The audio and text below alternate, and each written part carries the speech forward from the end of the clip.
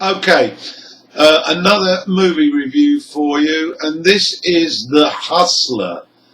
The Hustler was released in 1961 and is directed by Robert Rosen. It stars Paul Newman, George C. Scott, Pippi Lawrie, and Jackie Gleasen.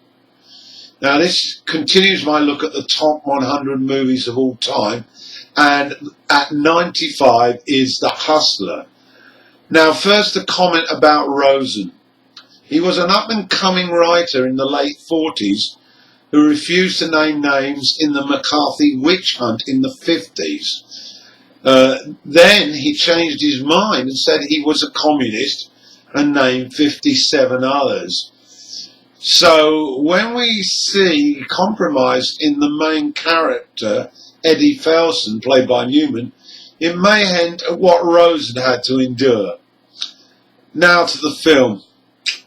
Well, it's not a movie about Paul, even though there is a 20-minute segment devoted to a marathon pool match between Eddie, a guy who thinks he is unbeatable, and Minnesota Fats, played by the laid-back Jackie Gleasen, who is unbeatable.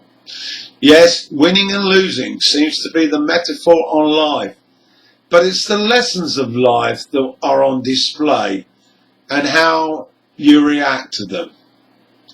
At the beginning, we meet Eddie and his partner, manager, friend, confidant, Charlie, as they move from pool hole to pool hole, hustling punters out of their cash. It's small-time stuff. Then Felsen meets his nemesis, Minnesota Fats, and the showdown takes place. Throughout the marathon, we witness Eddie's emotions, from confidence to arrogance to exhaustion and then capitulation. Now, the next phase of Eddie's life lessons comes when he meets Sara. Sarah's an alcoholic, but like Eddie, is down on her luck, and her life is going nowhere. They sort of get thrown together, but Eddie can't get that loss to Fats out of his system. Enter Bert Gordon, played by the excellent George C. Scott.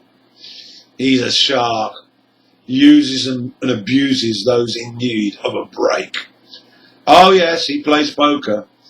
And he tempts Eddie to go out on the road in search of the gold mine that he tells Eddie is within his grasp if he adopts a change in character. Bert tells Eddie this after witnessing his humiliation against Fats, even though Eddie claims he lost because he was drunk. Okay, no more plot, but I ask myself, what makes a great movie? Well, great scenes, and in this movie there are many. First one I want to point out, Charlie tries to persuade Eddie to go on the road again.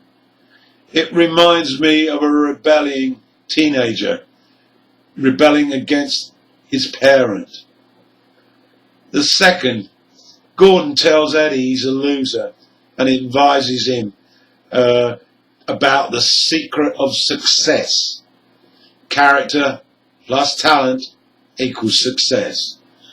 Gordon says, and I quote, "One of the best indoor sports is feeling sorry for yourself, enjoyed by all, especially the born losers."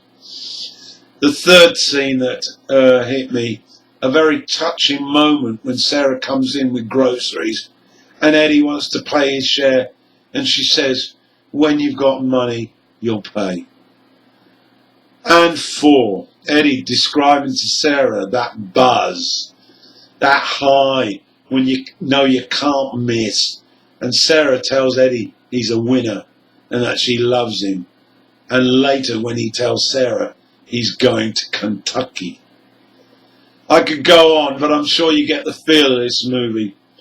One last word. Paul Newman has always been one of my favourite actors. His filmography is full of classics, and for anyone starting to love cinema, just get a batch of his movies, take a day off and wonder at the talent. HUD.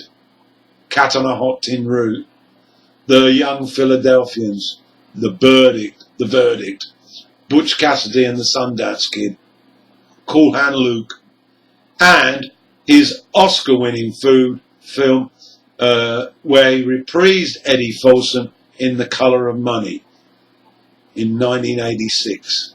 So there you have it, my take on The Hustler. It's in black and white and it looks gorgeous, so go and seek it out.